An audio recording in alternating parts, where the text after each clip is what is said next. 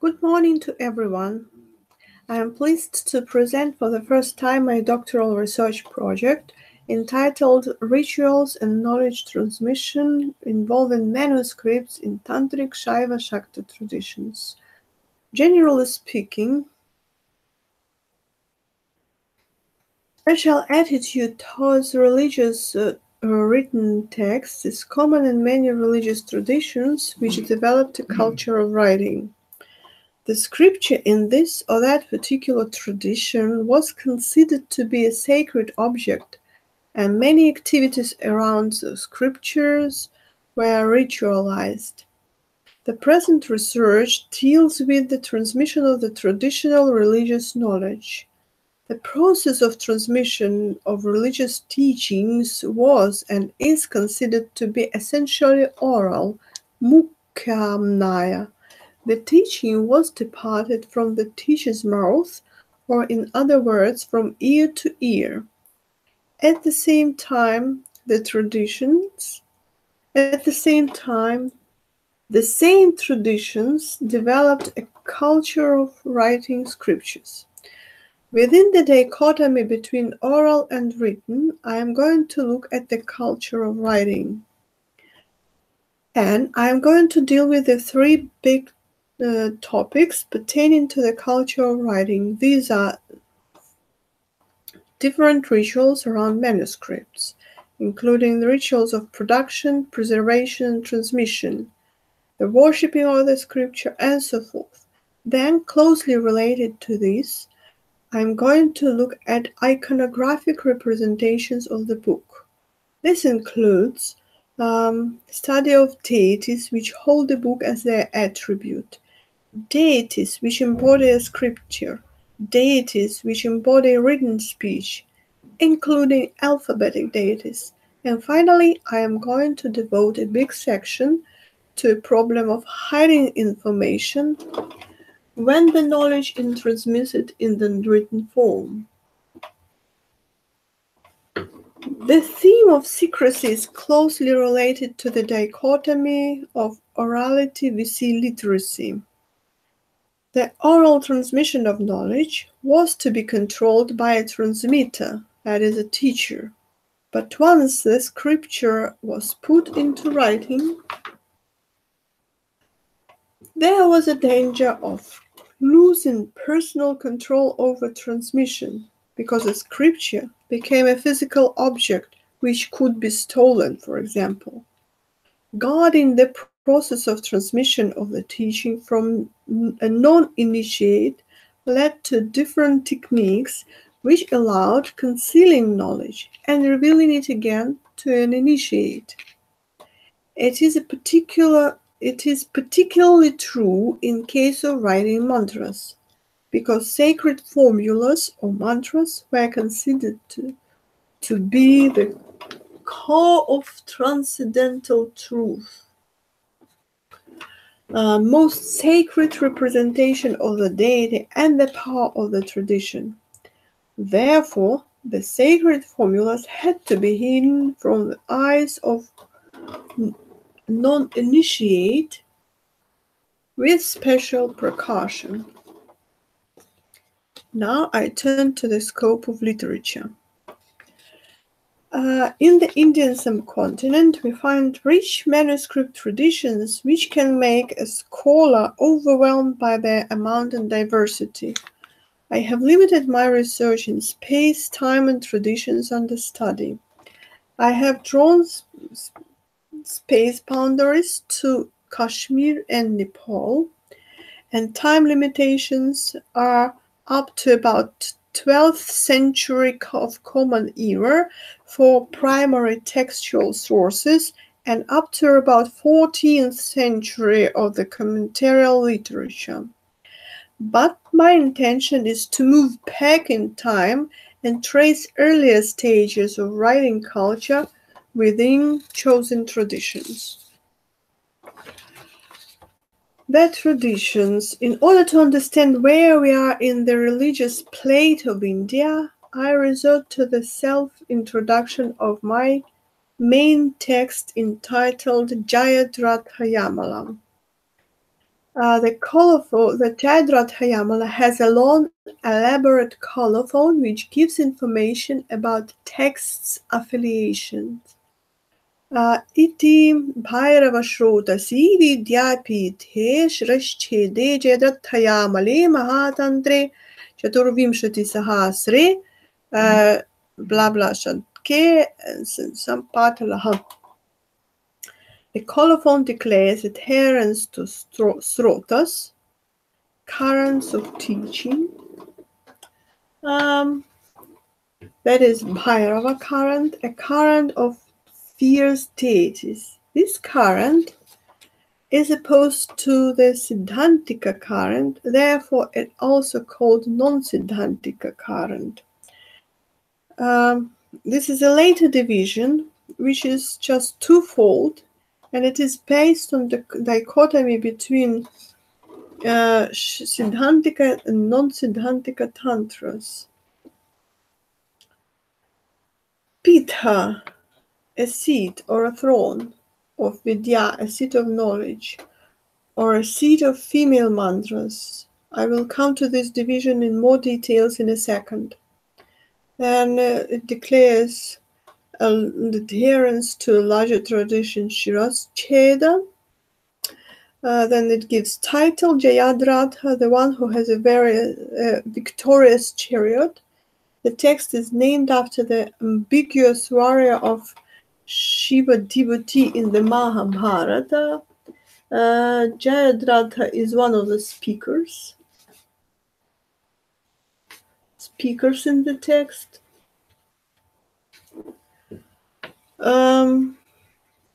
Then it gives the type of the text, Yamala and Mahatantra. Yamala literally means a couple, a pair or a union, and Mahan means big in size or great or important. Yamala.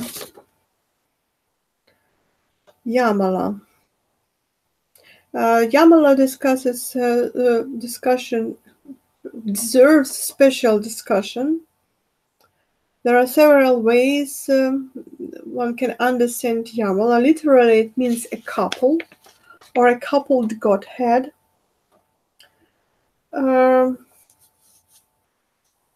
it means that the text is teaching the cult of a coupled supreme godhead. But the Jayadratha Yamala hardly belongs to this type because it mostly advocates worship of a single female deities. A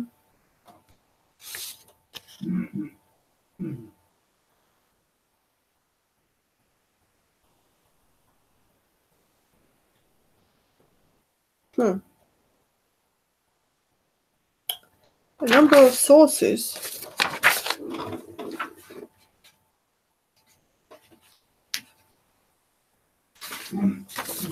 then there is another way to understand Yamala as a union with the female deities Matrikas, and Jayadratha to the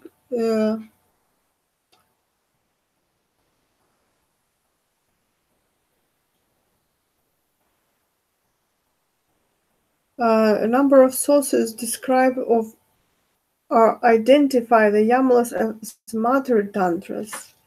The Jayadratha Yamala, nonetheless, advances precisely this Mother Goddess framework to understand the Yamalas. The 36th chapter of this book, Shatka, or the first book, Shatka, a passage listing root scriptures of the Dhyapita, refers to the sevenfold union tantras of mothers, beginning with the mother goddess Brahmani. And this is how Jayadratha Yamala understands this word Yamala. So, then the last information is about the number of entire verses in the entire text. Chaturvimshati Sahasra, which is 24,000. The text is divided into 4 big sections, Shatka or hexad, each of which is composed of 6,000 verses. Each hexad is divided into various number of chapters and called here Patalaha. The next. Non-Siddhantika tantric traditions are opposed to Siddhantika traditions. Siddhantika current, according to Alexis Sanderson, these traditions possess features of earlier transgressive and in many ways marginalized Kapalika sect, bearers of the skull. They are practiced by initiated individuals, as opposed to temple worship of lay Shaivas. They accept female practitioners and erotic rituals, which is marginalized in the mainstream Brahminical cults.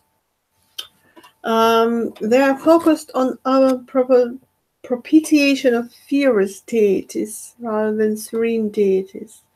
They want to achieve supernatural powers. They accept ritualistic consumption of impure substances such as meat and liquor. They advocate a state of possession. These non-Siddhantika traditions, that is, Bhairava current, is classified in the Jayadratha Yamala in the following way. It is divided into Vidyapitha and Mantrapitha, the two main currents. Vidyapitha, variously translated as a seat of knowledge or a seat of female mantras, is opposed to Mantrapitha, a seat of male mantras. The distinction here lies mostly between male and female mantras, formulas used for religious practices. That is, male-centered cults and female-centered cults. Here below you can see religious currents of some titles of the root text within Vidyapitha subdivision of the non-Siddhantika current. Vidyapitha, as you can see, Vidyapitha is subdivided into three main schools: Yama, Yamala, and Shakti Tantras. The main research text, Jayadratha Yamala, falls under one of the two subdivisions of Shakti Tantras. The text is considered to be a repository of earlier, once independent tantras devoted to worship of female deities. Therefore, some parallels and common features with texts from other schools in the deep Vidyapitha can be found. The whole composite text is considered to be completed probably by the 12th century.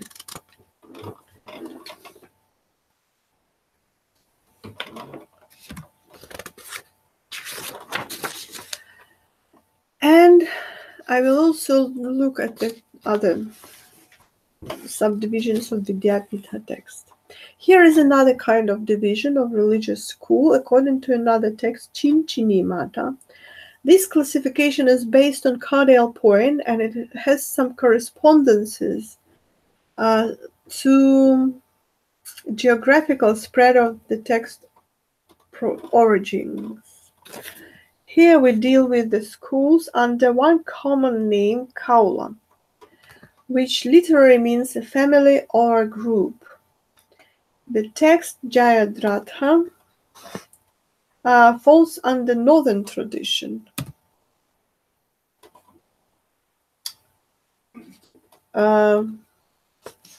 However, since there is textual relationship and textual continuity between all four Kaula divisions, I will have to look at all main texts of these traditions. Luckily, many of them have been already edited and published, and I can study and compare evidences found in the root texts with the evidences reported by other researchers.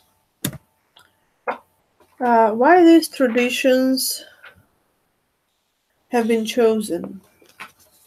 Because They contain sections pertaining to books. They have rich imagery.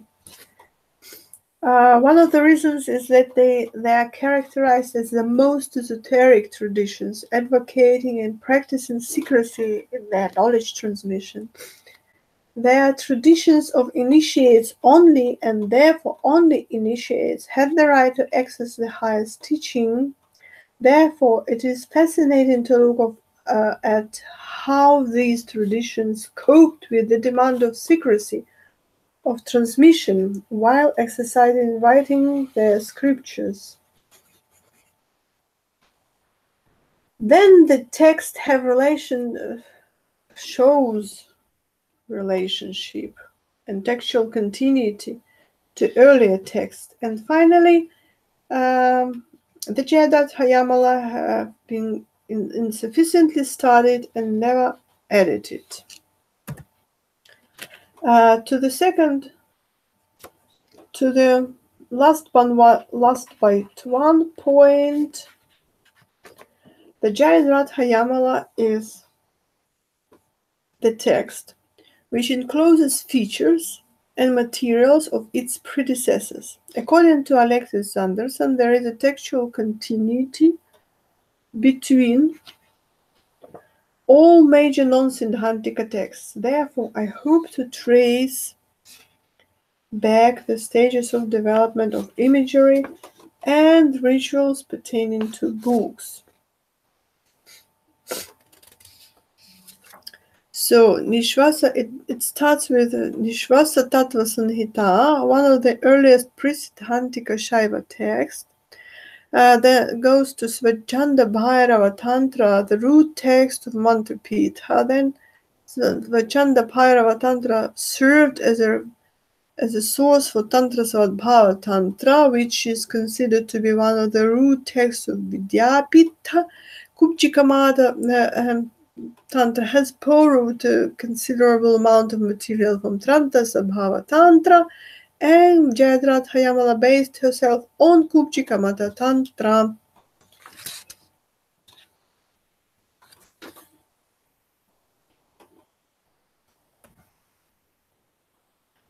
One of the main reasons to choose Jayadatta Hayamala is that non-Siddhantika traditions have been touched only a little bit in these studies pertaining to worship of scriptures. Here is a short overview of the most important research works centered on book worshipping and practice of writing to esoteric traditions. We have important publications especially devoted to practices around manuscripts, as well as studies of book pertaining practices only as their part. I will just name a few major publications which serve as a background and as an important for the current research, and as an inspiration for the current research and formed its limits. We have recently enjoyed the publication of the book specially devoted to rituals around manuscripts on the basis of Hindu textual sources by Florinda de Simini. She has covered a broad range of literature beginning from the early Shaiva literature for lay devotees of Shiva, Shivdharma Corpora, to Puranic literature, to Shaiva Siddhanta literature. But quite a big body of scriptures of non-Siddhantika literature have not been discussed by her or discussed only a little bit. Furthermore, the core of her research was centered on two rights, the right of donation and the right of installation of the book. Other rights pertaining to manuscript have been mentioned but not discussed in detail. I'm going to look at the broader variety of rituals and sacralization activities of writing and written text in the chosen body of literature.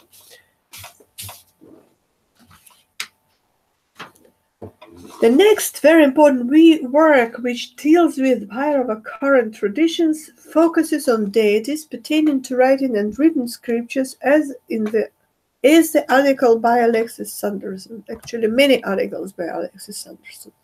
The visualization of Trika deities is the main one. In this Vedic article, he discusses the goddess Para as a predecessor of the famous goddess of knowledge Saraswati, as well as some alphabetic goddesses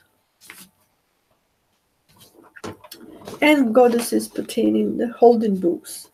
Next come the research conducted by Mark Lichkovsky on the Paschimamnaya tradition, i.e. Kubjika traditions. As a part of his edition of Vantana Bhairava Tantra, a later text of this tradition, he edited and translated chapter 30, especially devoted to the worshipping of the scripture, and in the appendix he introduces his translation of Shatsahasra Samhita, which is an extension of the root text Kubjika Mata Tantra devoted to the same subject matter, book worshipping. Since Kubjika Mata is considered to be a predecessor of Jayadratha Yamala, it would be interesting to look at the parallels between the two texts. Last but not the least is the edition of Shoterman. Due to his effort in cooperation with Teun Godrehansi, the critical edition of Kubjika Mata Tantra has come to light. The edition will be very much useful in my studies of the book pertaining rituals and the Kubjika traditions, but even more important is his edition of 5 sections from Shatsahasra Samhita, where he approached the process of encoding of sacred formulas, mantras in the Shatsahasra Samhita, followed by detailed description of the restoration, of the process of restoration of these formulas. With the help of special diagrams or grids composed of Sanskrit letters in alphabetic order. Here is the example of the chart with Sanskrit alphabet letters used to extract the mantra, the name of the goddess, Siddhalakshmi, which is also one of the goddesses propitiated in the Jayadratha Yamala. Sometimes something similar we are going to do and to find in the Jayadratha Yamala and its commentary.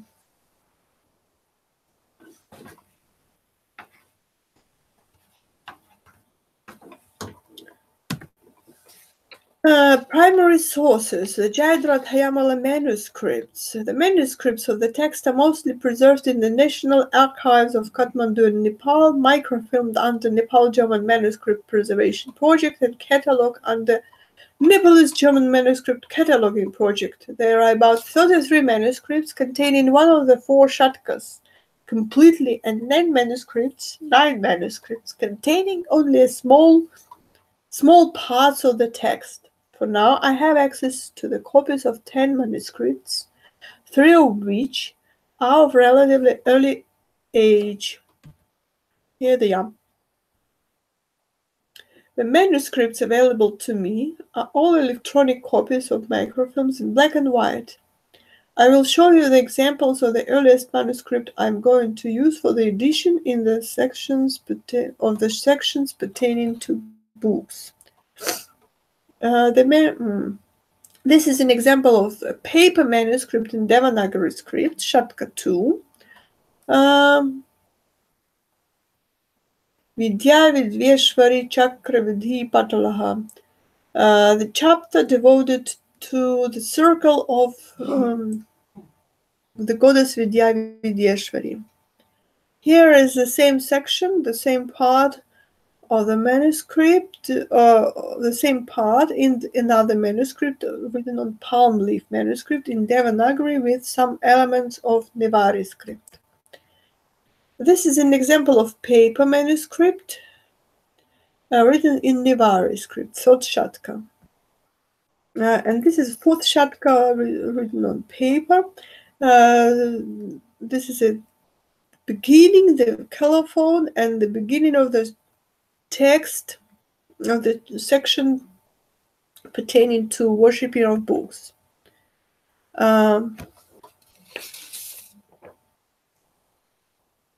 Rituals described in the primary text could have an abbreviated description, or they could not be practiced in reality, and they could be merely hypothetical rituals.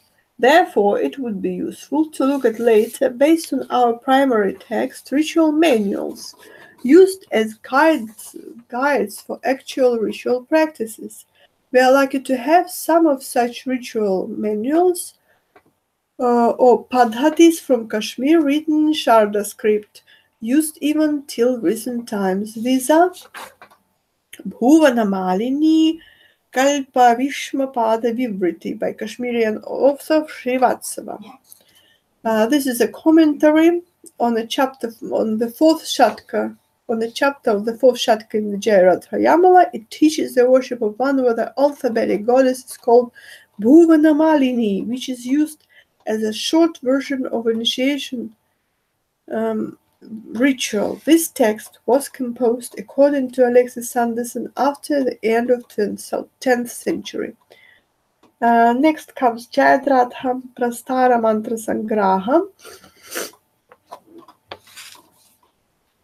This is a very important commentary which sheds light on encrypted sacred formulas or mantras of the Jayadratha Yamala, giving their full forms, as well as describing methods of decryption. The text also contains several drawings of Sanskrit alphabet used to restore full forms of mantras. Then come Siddhalakshmi Puja Padhati, which deals with Siddhalakshmi, one of the goddesses, which also has a book as its attribute. And it teaches the process of propitiation of this goddess. Then come exegetical literature based on Svachanda Bhairava Tantra, but which teaches propitiation of some goddesses, which are the same with Jayadratha Yamala, and also they are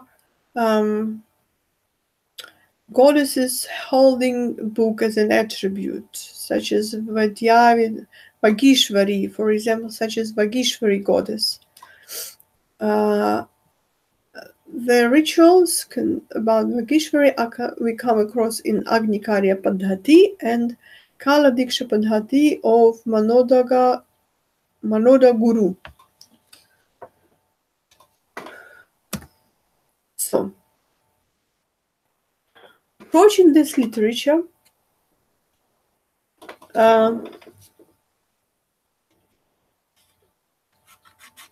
I'm going to answer these questions. How sacralization of written text and writing was manifested?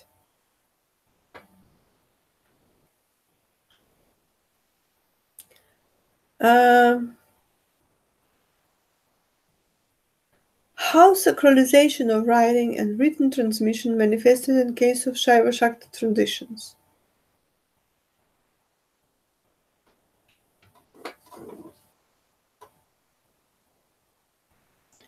What rituals pertaining to the worship of scriptures were practiced within esoteric tantric currents? How they differ from those of other esoteric Shaiva currents? How the notion of secrecy of the knowledge transmission was realized within written texts of the esoteric Shaiva Shakta traditions? What are the reasons, functions, and methods of preserving secrecy in the written scriptures?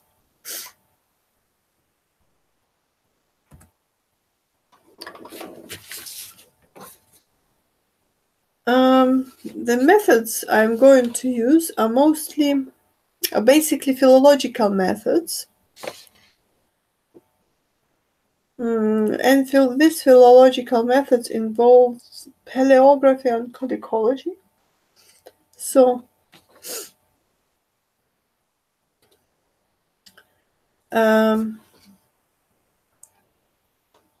basically, I collect, transcribe, edit, and translate the passages pertaining to books and book-holding deities. Then these passages will be analyzed and compared with each other, with the related passages within a wider range of related sources that has been already covered by previous researchers. Then the comparison will be aimed at establishing relative chronology between the passages and identifying and describing textual relationship and development in the course of time, such as borrowing, adaptations, textual modifications, expansions, truncations, etc. Thus, tracing the history of imagery and ritual development in the textual basis. And I'm going to identify peculiarities for each school under study in their textual expressions, or in their ritual expressions towards books, and in their theoretical approaches towards writing. Codicological and paleographic methods will be used predominantly in order to identify the level of correspondences of the theory of writing to the actual practices of writing. Preliminary analysis shows that there is a gap between theory and practice. In the text, only birch-bark is mentioned as a support for writing, but we find manuscripts written on the palm leaves and on paper. This shows that the text was composed at some other place where palm leaves were not available. That was probably in Kashmir or some other northern part of India where birch trees are common. Similarly, the text insists on clear, beautiful writing, even writing, but in reality we find something quiet and sometimes untidy writing with many scribal mistakes. It is instructed in the text that the writing should be without corrections. There are 6 missing letters in the text, which were added later in the margins. And there are attempts to write correct text on top of already written letters. The aksharas, letters, should be with even heads and bottoms, but the size of letters are uneven.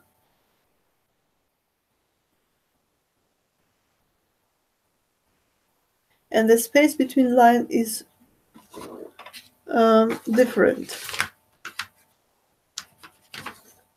And the dots should be clear and beautiful, but sometimes they are clinging to the headline and it's difficult to see them.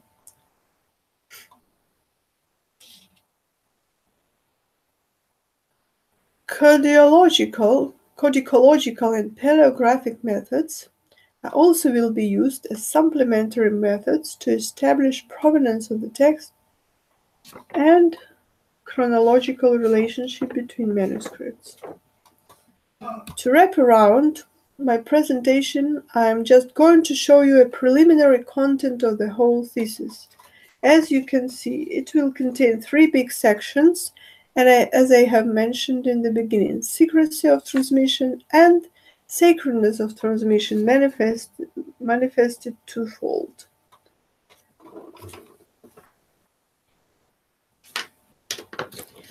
There you can see a more detailed plan of here you can see a more detailed plan of the research concerning secrecy.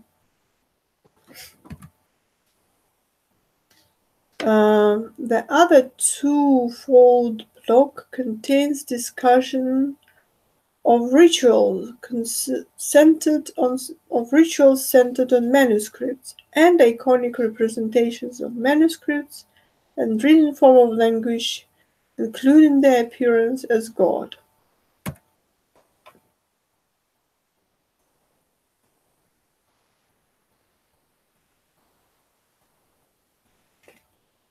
and gods.